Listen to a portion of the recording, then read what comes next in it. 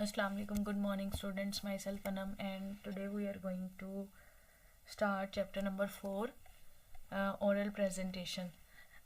हम लोग 3 chapter already पढ़ चुके हैं. आज हमने चैप्टर नंबर 4 कंटिन्यू करना है, दैट इज़ ओरल प्रेजेंटेशन. हम देखेंगे कि ओरल प्रेजेंटेशन होती क्या है, उसमें कौन कौन से एलिमेंट्स ज़रूरी होते हैं, उसकी ज़रूरत क्यों पड़ती है. ठीक है, यहाँ पे कुछ यूनिट्स ऑब्जेक्टिव्स हैं जो हम इस यूनिट में पढ़ेंगे.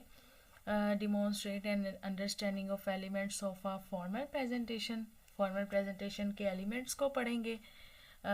evaluate the identified article. Article को किस तरह से आइडेंटिफाई करते हैं ये evaluate करेंगे. मेन पॉइंट्स को किस तरह से समराइज करते हैं ये देखेंगे. ऑडियंस को किस तरह से ऑडियंस की अटेंशन को कैप्चर करते हैं ये देखेंगे. Conclude with an evaluation of the work paper article, और किस तरह से हम एक आर्टिकल पेपर या वर्क उसको एवेल्यूएशन को कंक्लूड करते हैं. ठीक है, सबसे पहले हम देख लेते हैं ओरल प्रेजेंटेशन बेसिकली होती क्या है. ठीक है, ओरल प्रेजेंटेशन की डेफिनेशन यहाँ पे स्क्रीन पे शो हो रही है आप लोगों को. An oral presentation is a structured verbal delivery of information to an audience. It may be academic, professional, or clinical in nature. In higher education and healthcare setting, oral presentations are used to share research findings, case studies, clinical updates, and project outcomes. Oral presentation basically एक structured है, structured verbal delivery है.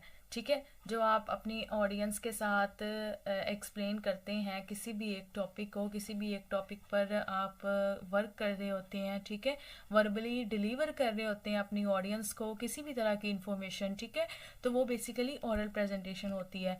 अब ये academic भी हो सकती है, ठीक है, और प्रोफेशनल भी हो सकती है, और नेचर के वाले से क्लिनिकल भी हो सकती है. ठीक है, एकेडमिक में भी आप मतलब एकेडमिक यानी कि आपका जो एकेडमिक स्टडी से रिलेटेड होता है. ठीक है, कॉलेज, स्कूल, कॉलेजेस वगैरह में. ठीक है, वहाँ पे भी आप वर्कआउट कर रहे होते हैं ओरल प्रेजेंटेशन पे. ठीक है, क्लिनिकल सेटिंग पे भी आप वर्कआउट कर रहे होते हैं, और प्रोफेशनल सेटिंग पे भी आप लोग वर्कआउट कर रहे होते हैं. ठीक है, हायर एजुकेशन और हेल्थ केयर सेटिंग में जो ओरल प्रेजेंटेशन है वो यूज़ होती है रिसर्च फाइंडिंग्स को शेयर करने में, केस स्टडीज़ को शेयर करने में, क्लिनिकल अपडेट्स के हवाले से आपने अपनी ऑडियंस को मुखातिब करना हो. ठीक है, और या फिर किसी प्रोजेक्ट के आउटकम को लेकर आप इस तरह की चीज़ों पर वर्क करते हैं. बेसिकली आप इन टॉपिक्स पर ओरल प्रेजेंटेशन करते हैं. ठीक है, आगे चलते हैं. ओरल प्रेजेंटेशन का पर्पस देख लेते हैं. To communicate information clearly, to demonstrate understanding of a topic, to inform, persuade, or educate an audience, to develop professional communication skills, and to share evidence-based findings. अब इसका बेसिक पर्पस होता है कि information को clearly communicate करना. ठीक है, topic की अंडरस्टैंडिंग को एक्सप्लेन करना. ठीक है, उसकी वजाहत करना. अब ओरल प्रेजेंटेशन के पर्पस होते हैं आपने इन्फॉर्म करना है, आपने किसी को अपनी किसी टॉपिक की तरफ माइल करना है, या आपने किसी को एजुकेट करने के हवाले से प्रेजेंटेशन देनी है. ठीक है, किसी टॉपिक पर एक्सप्लेन करना है. ठीक है, या फिर इसका पर्पस होता है कि आपने प्रोफेशनल कम्युनिकेशन स्किल्स को डेवलप कर दिया. ठीक है, और आप एविडेंस बेस्ड फाइंडिंग्स को शेयर कर रहे होते हैं अपनी ऑडियंस के साथ, मतलब कि एक ऑथेंटिक और एक एक्यूरेट इंफॉर्मेशन होती है. ठीक है, उसके बाद है टाइप्स ऑफ प्रेजेंटेशन देख लेते हैं. इंफॉर्मेटिव, जिसमें आपने सिर्फ इन्फॉर्म करना हो, अपना नॉलेज शेयर करना हो. ठीक है, परसुएसिव है, आपने किसी को अपनी तरफ कन्विंस करना हो, किसी को अपनी किसी चीज़ के लिए या अपने किसी टॉपिक के लिए. ठीक है, आपने उसको अपनी तरफ माइल करना हो. ये जैसे अक्सर पॉलिटिशियंस करते हैं. ठीक है, एनालिटिकल होती है, इसमें आपने किसी एक टॉपिक पर एवेल्युएट करना होता है. ठीक है, क्लिनिकल केस प्रेजेंटेशन है, मतलब ये नर्सिंग में कॉमन है. आपने किसी क्लिनिकल के हवाले से किसी केस कोई केस प्रेजेंटेशन देनी है. ठीक है, तो ये कॉमन है नर्सिंग में. इसकी एग्जांपल ले लेते हैं. BS nursing student present a research article on the effectiveness of hand hygiene in reducing hospital acquired infections. ठीक है, कि स्टूडेंट है वो प्रेजेंट कर रहा है, रिसर्च आर्टिकल है. ठीक है, उस पर प्रेजेंट कर रहा है, और रिसर्च आर्टिकल किस चीज़ पर है, कि हैंड हाइजीन को रिड्यूस करने, हॉस्पिटल से एक्वायर्ड इन्फेक्शन होने वाले कि जो हॉस्पिटल से एक्वायर होने वाला इन्फेक्शन है उसको रिड्यूस करने की जो इफेक्टिवनेस है, ठीक है, वो इसमें एग्जांपल है और उस पर जो स्टूडेंट है वो प्रेजेंटेशन देता है, ठीक है। तो प्रेजेंटेशन में कौन कौन सी चीज़ें इंक्लूड होंगी इस टॉपिक के हवाले से कि वो सबसे पहले इन्फेक्शन कंट्रोल का बैकग्राउंड बताएगा, रिसर्च फाइंडिंग्स को देखेगा, ठीक है, रिसर्च फाइंडिंग्स को एक्सप्लेन करेगा अपनी ऑडियंस को, उसकी जितनी भी इम्प्लीकेशंस हैं नर्सिंग प्रैक्टिस के हवाले से कि जो भी चीज़ें इन्फेक्शन को कंट्रोल करेंगी उनके बारे में बताएगा, और जो भी रिकमेंडेशंस होंगी। मतलब अगर एक ये टॉपिक है कि effectiveness of hand hygiene in reducing hospital acquired infection, तो उसमें ये चारों चीज़ें इंक्लूड होंगी, ठीक है। फिर वो डिपेंड करता है, जब टॉपिक चेंज होगा तो डेफिनेट सी बात है फिर टॉपिक के हवाले से वही चीज़ें चूज करनी पड़ेंगी। एलिमेंट्स देख लेते हैं, elements of a formal presentation. Main elements हैं, formal presentation has a clear and professional delivery, कि जो फॉर्मल प्रेजेंटेशन होती है उसमें क्लियर और प्रोफेशनल डिलीवरी होती है, ठीक है। आपने बिल्कुल चीज़ों को क्लियर रखना होता है और प्रोफेशनली डिलीवर करना होता है अपनी ऑडियंस को। इसमें कौन कौन सी चीज़ें इंक्लूड होती हैं? इंट्रोडक्शन है, सबसे पहले आपने बताना है कि आपकी प्रेजेंटेशन का पर्पज़ क्या है, तो उसमें कौन कौन सी चीज़ें आप एक्सप्लेन करेंगे? Introduce the topic, state objectives, आप अपने ऑब्जेक्टिव्स बताएंगे, कैप्चर आप करेंगे अटेंशन, ठीक है, अपनी ऑडियंस की अटेंशन को कैप्चर करेंगे। उसके बाद है कंपोनेंट्स हैं, कंपोनेंट्स कौन कंपोनेंट्स में कौन कौन सी चीज़ें आती हैं? ग्रीटिंग्स है, ठीक है, टॉपिक स्टेटमेंट है, पर्पस होगा आपका, ओवरव्यू होगा आपके मेन पॉइंट्स का, ठीक है। एग्जाम्पल क्या है? Good morning, today I will present a research article on patient centred care and its impact on patient satisfaction, कि मतलब आप इसमें बताएंगे कि आपने अपनी ऑडियंस के साथ ग्रीटिंग की है, आपने टॉपिक को स्टेटमेंट बताया और अपना पर्पस बता दिया, आपने सारा ओवरव्यू दे दिया अपने टॉपिक का, ठीक है। अच्छा जी, उसके बाद है बी, बॉडी, ठीक है, this is the main content area, ठीक है, आपने मेन अपना टॉपिक एक्सप्लेन करना होता है। इसमें कौन कौन सी चीजें इंक्लूड होती हैं? बैकग्राउंड इन्फॉर्मेशन, टॉपिक की बैकग्राउंड इन्फॉर्मेशन बतानी है, अपनी की फाइंडिंग्स बतानी है, टॉपिक के रिलेटेड आपकी जो सपोर्टिंग एविडेंस होंगे वो बताने हैं, और लास्ट पे एनालिसिस। कंटेंट जो आपका कंटेंट होगा आपकी प्रेजेंटेशन के लिए, उसका लॉजिकल ऑर्गेनाइज्ड होना ज़रूरी है, क्लियर होना ज़रूरी है, और आपने उसको रिसर्च की हेल्प से उसको सपोर्ट करना है, रिसर्च फाइंडिंग्स के हवाले से, ठीक है।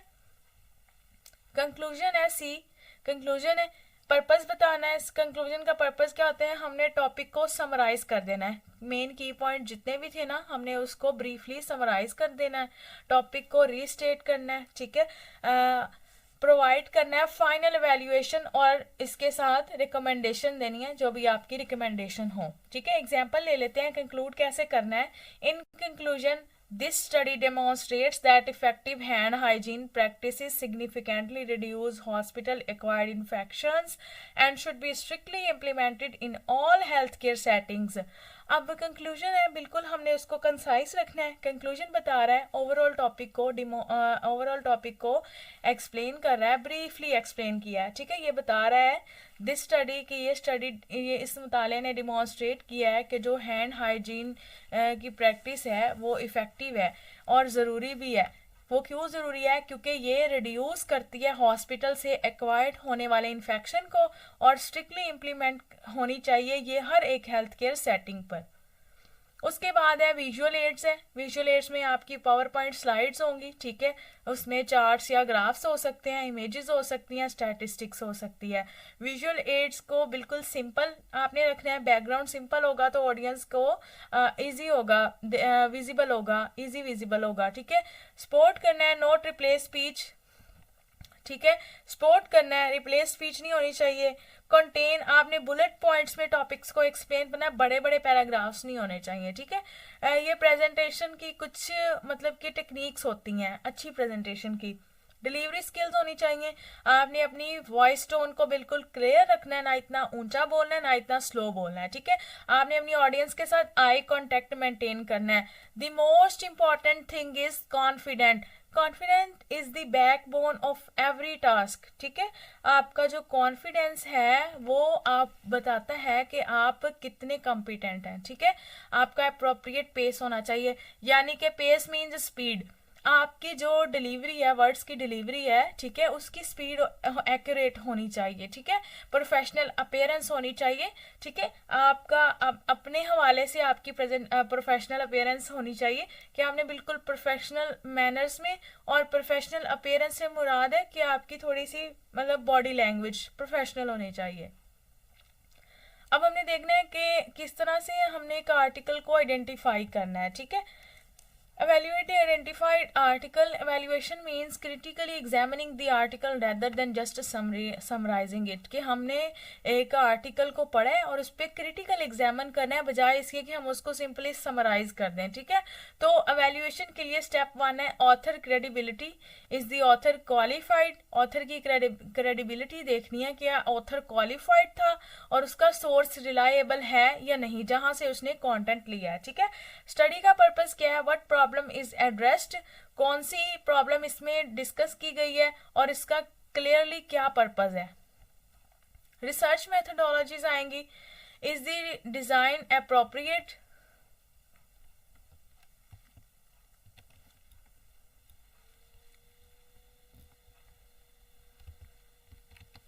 ठीक है, अब इसमें रिसर्च मेथोडोलॉजीज आएंगी कि डिजाइन अप्रोप्रिएट है और सिंपल साइज है, ठीक है, सैंपल साइज ठीक है या नहीं है। Findings and result, results clearly presented? क्या रिजल्ट्स और फाइंडिंग्स जो हैं वो क्लियरली प्रेजेंट की गई हैं।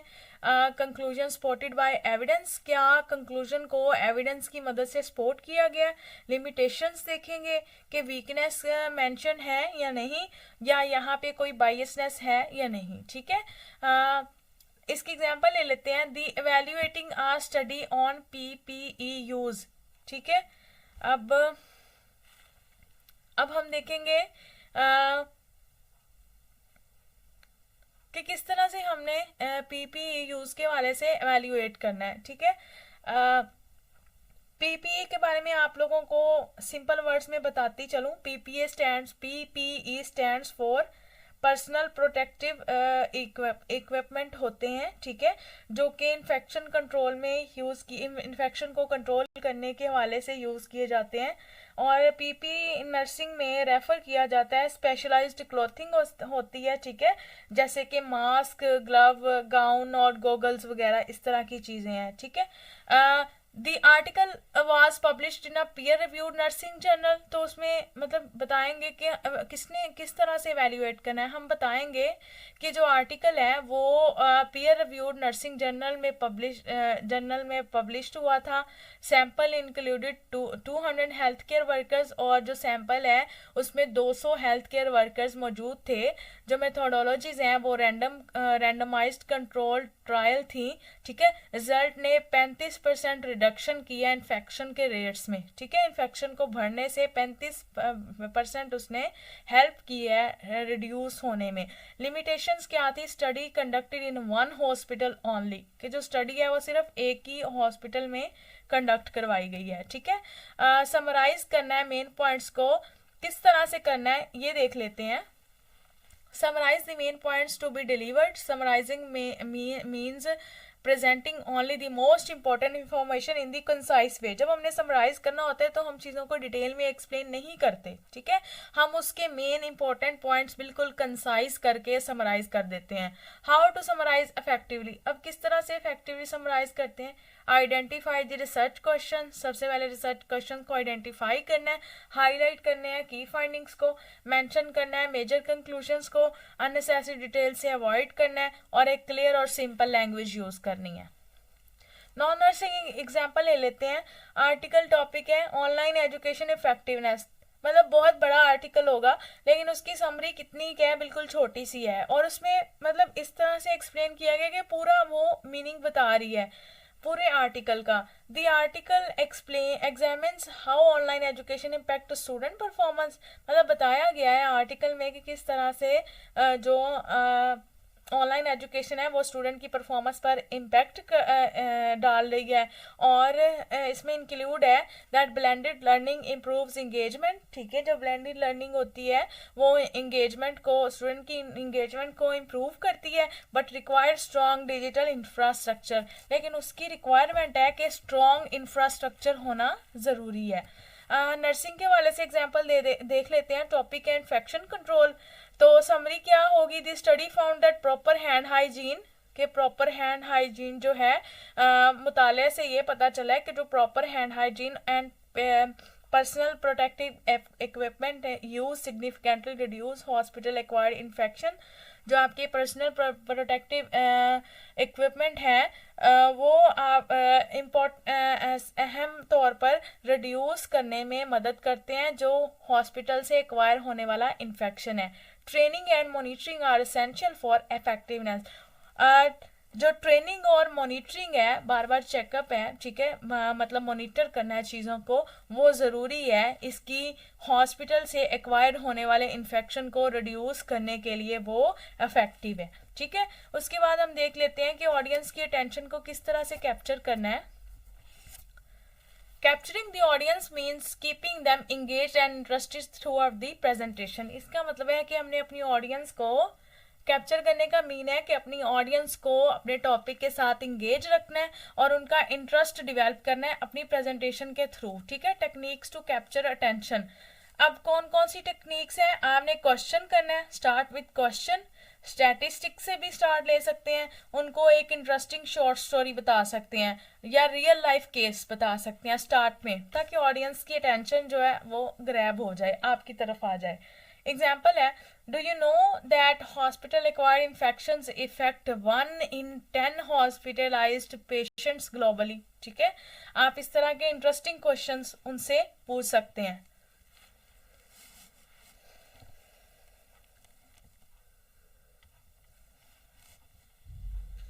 उसके बाद है नंबर 2 है, आपने विजुअल इम्पैक्ट्स डालने हैं, ग्राफ्स यूज़ करने हैं, रियल पेशेंट सिनेरियो यूज़ करने हैं, इन्फोग्राफिक्स यूज़ करनी है, ठीक है। इंटरैक्टिव टेक्निक से यूज़ करनी है, उनसे क्वेश्चंस पूछने हैं, इनकरेज करना है उनकी डिस्कशन को, ठीक है। इनकरेज करना है ब्रीफ डिस्कशन को कि वो आपके साथ ब्रीफ डिस्कशन में पार्टिसिपेशन कर सकें। अच्छा जी, उसके बाद है यूज़ शॉर्ट केस एग्जाम्पल। आपने शॉर्ट केस एग्जाम्पल यूज करनी है। यहाँ पे एक नया वर्ड है आप लोगों के लिए, एक नया वर्ड होगा ऊपर, इन्फोग्राफिक्स, ठीक है। पॉइंट नंबर 2 में इन्फोग्राफिक्स के बारे में आपको बताती चलूँ कि जो इन्फोग्राफिक है एक विजुअल प्रेजेंटेशन होती है इंफॉर्मेशन की, डाटा की, नॉलेज की, जिसमें टेक्स्ट और इमेजेस होती हैं और डिज़ाइन एलिमेंट्स होते हैं जो इंफॉर्मेशन, कम्प्लेक्स इंफॉर्मेशन को इजीली अंडरस्टैंड बना देते हैं, ठीक है। अब हम पॉइंट नंबर 4 पे चलते हैं, वॉइस एंड बॉडी लैंग्वेज। आपकी वेरी टोन होनी चाहिए, आपने आई कॉन्टेक्ट मेंटेन रखना है और रीडिंग अवॉइड करना है डायरेक्टली स्लाइड से रीड करने पर, ठीक है। लास्ट टॉपिक है conclude with an evaluation of the work paper article, कि आपने किस तरह से कंक्लूड करना है, ठीक है। Conclude with an evaluation of the work paper article to conclusion should do more the summarise, it should provide your judgement. जो कंक्लूजन होगा वो समराइज करने से ज़्यादा, बेसिकली आप उसमें समराइज तो आपको करना चाहिए, कंक्लूजन में करते भी हैं, और ये प्रोवाइड करते हैं आपकी जजमेंट, ठीक है। कंपोनेंट्स ऑफ एन एवेल्युएटिव कंक्लूजन के कंपोनेंट्स कौन कौन से होते हैं, रीस्टेट पर्पस, आपने अपने पर्पस को रीस्टेट करना है लेकिन कंसाइज करके, समराइज करना है अपनी फाइंडिंग्स को, आपने उसकी स्ट्रेंथ्स को, टॉपिक की स्ट्रेंथ्स को इवेल्युएट करना है कंक्लूजन में, उसकी वीकनेस को मेंशन करना है और रिकमेंडेशन देनी है। ओवरऑल इंपॉर्टेंस देख लेते हैं ओरल प्रेजेंटेशन की नर्सिंग और नॉन नर्सिंग में। नर्सिंग के हवाले से देख लेते हैं कि ये इंप्रूव करता है क्लिनिकल कम्युनिकेशन को, इन्हेंस करता है प्रोफेशनल कॉन्फिडेंस को, स्टूडेंट्स के अंदर कॉन्फिडेंस लेके आता है, एविडेंस बेस्ड प्रैक्टिस को सपोर्ट करता है, केस प्रेजेंटेशन के लिए प्रिपेयर करता है स्टूडेंट को, और स्ट्रेंथ करता है, लीडरशिप स्किल्स उसके अंदर आती हैं, ठीक है।